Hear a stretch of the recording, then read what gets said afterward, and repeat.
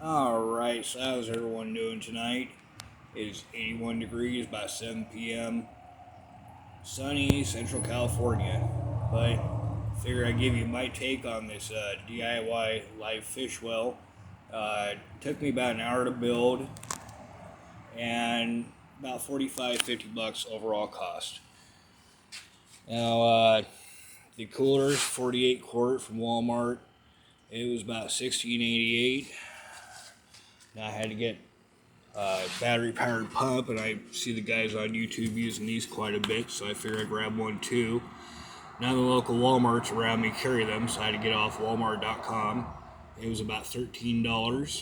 Walmart also sells these little T lines for your quarter-inch airlines. Those are about $1.49 for a 2-pack of them. Tools used: I use a spring-load center punch. Get them Harbor Freight for like $1.99. 1/8 inch drill bit, of course drill, and a 1/4 inch on the other end. Kind of vague on the instructions. Read that, it's kind of funny, you'll get a chuckle out of it. But basically D battery operation. Let's see what I do here.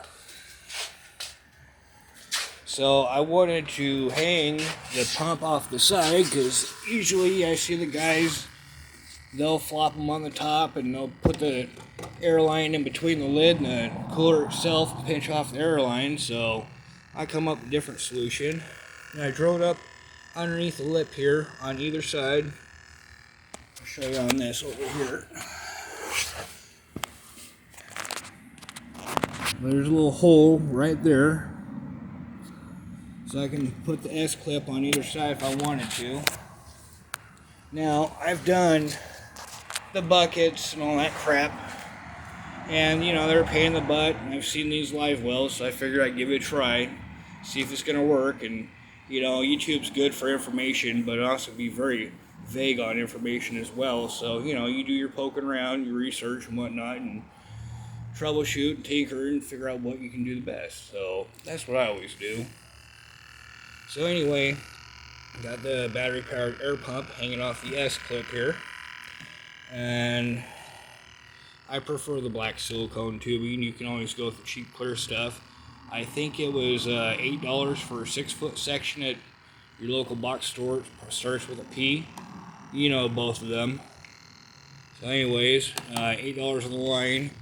I believe Petco has these valve kits. They come with T's and the adjustable valves and whatnot. I think those are like $5-6 for a pack of them. On the T's, I use 2 of them. One right here for this side, and then one right here over here. I turn into a 90-degree elbow. I'll show you how to do that here in just a few moments. Okay, so basically I've got, you know, I try to troubleshoot this because I'm contemplating a large move here. We're moving 1,700 miles away here in 2 days, so got rid of most of my fish. You know, the fishing guys, they love this because, you know, they can keep their bait live and whatnot, and us aquarium guys, you know, on these long moves, you know, you just want to keep everything contained and temperature controlled and whatnot best you can to keep your fish comfortable and stress free. And over here I've got 150 watt aquarium heater. I plan on running this 2 different ways, either off the air pump, which you can actually hear it buzzing. It's running right now. It's not too loud, but I suppose it could get annoying. I plan on running this in the passenger side floorboard of the U-Haul, so hopefully it fits. Okay, back over here. I plan on running the air pump.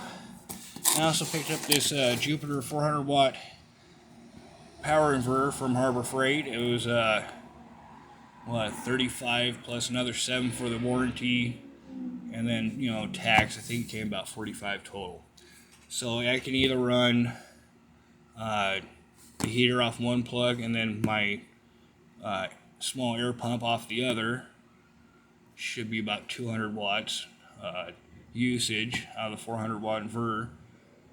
And of course, at night, if I'm not running the truck or whatnot, I can go back to the battery power. I'm going to be on the road for hopefully no more than 3 to 4 days. Sorry about the traffic. Some people deal with airplanes. I deal with airplanes and traffic. We got the Lemoore Naval Base about 10 miles down the road. So anyways, I can either run off the power inverter or the inverter off the heater, keep everything going there. So, of course, no budget production. I'll try to do this best I can, but I'll show you what I did here on the T. Real simple to turn into a 90-degree elbow.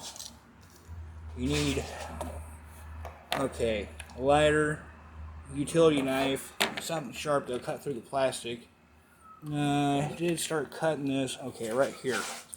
Now, I'll cut about half that barb off, right about yay. So, take it, cut it off the rest of the way. Now take a lighter. Of course, you don't want to do this inside, you want to do it outside, out ventilation and whatnot. You'll want to light up the end here. Get it nice and molten plastic and whatnot. Let that burn for a couple seconds and mash it down real good. Yeah, and it's hot, so so basically you turn that T. Hopefully you can see this. I'm on the other side of the camera, but you can finesse a little bit more, but you should have a sealed 90-degree elbow right there.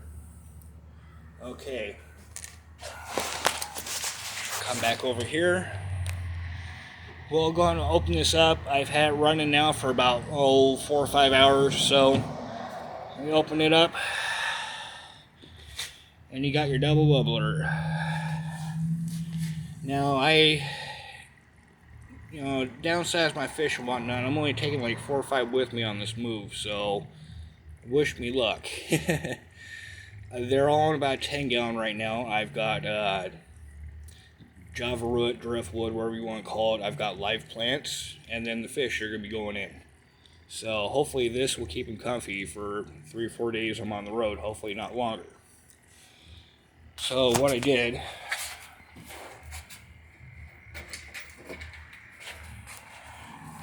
I looked for the shallowest part of the cooler top itself, and I found these little divots right here. There's 4 of them, as you can see. I took my spring-loaded center punch in the center of that area, punched it out, made a nice little divot. Start for your drill bit. You go through with your 1/8 inch first, your pilot hole. Then you can follow it up with your 1/4 inch, 5/16, depending on how you want to do it. You just drill through. Of course, it's snug enough for a 1/4 inch line, so you shouldn't have to run any silicone and whatnot. But I want these a little bit flusher, so what I did was take the drill bit, go at a diagonal, kind of ream out the hole a little bit larger, and get those T's and the 90s sit in there a little bit flusher. Now I did a adjustable valve on this side, so you can adjust your airline because you're always going to have more bubbles out of one out of the other. As you can see, I've got one line coming up here, one line down here.